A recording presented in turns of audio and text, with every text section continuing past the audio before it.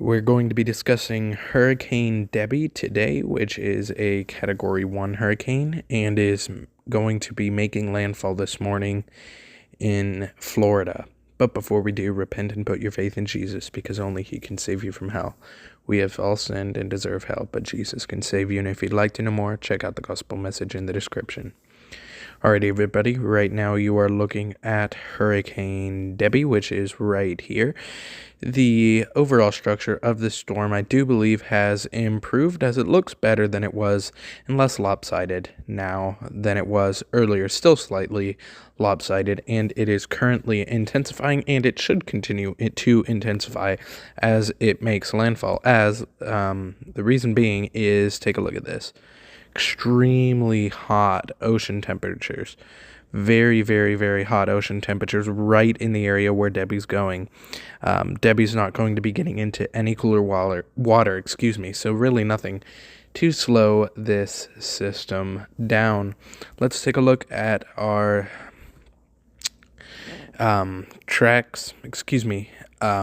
spaghetti models here. You can see we have pretty much a broad consensus on where it's going to be making landfall. There's really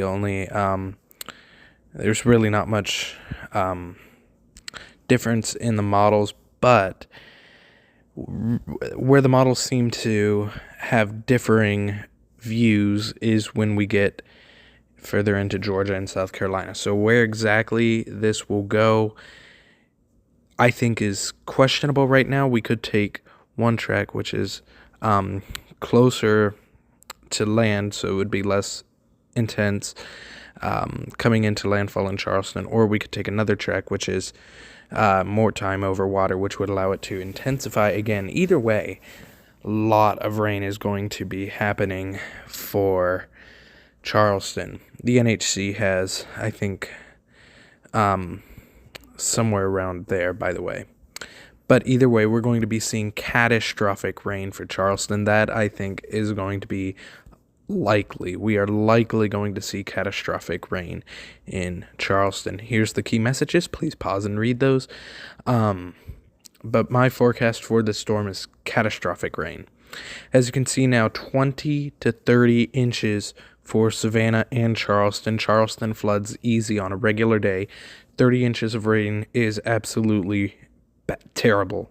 Absolutely terrible for Charleston. I'm calling for major flooding in the Charleston area. That's a lot of rain, and it probably won't take very long for that to fall. And it is going to be a stalling storm over that area, so that'll be very bad. Also, you can see some extremely high rainfall potentials spanning Florida and into Georgia. Jacksonville now looking like 6 to 8 inches of rain.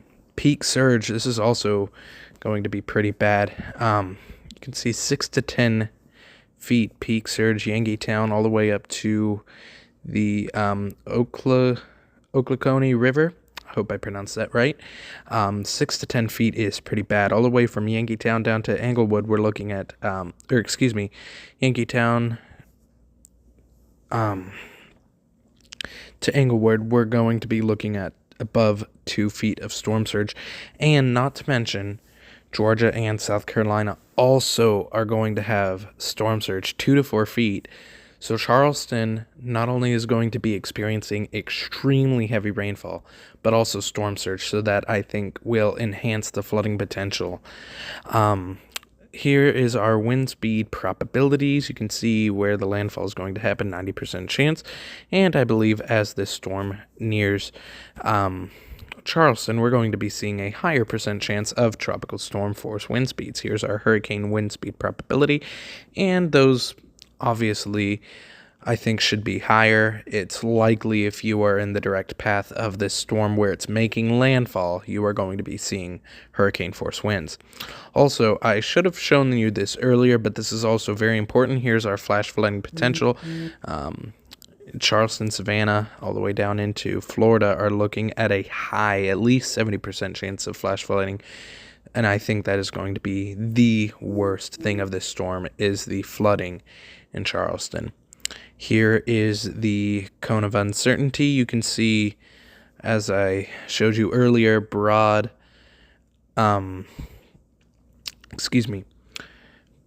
difference in the models. The models seem to not know what's exactly going to happen after this storm moves into Georgia, but we are certain it's going to be right into Florida and then moving into Georgia. That we are certain of. What happens after that, we're not quite so certain of. Decently large wind field on this thing, so we're going to be seeing quite a few areas affected by this storm, and tropical storm force wind speeds are going to be in those areas, and hurricane wind swath as well, so areas are going to be seeing hurricane force wind speed as well. So please be safe. If you live in an area that floods, get away. My main concern with Debbie is flooding. Not as much the wind with this thing, though of course that is always something we need to look out for when we're looking at a Category 1 hurricane.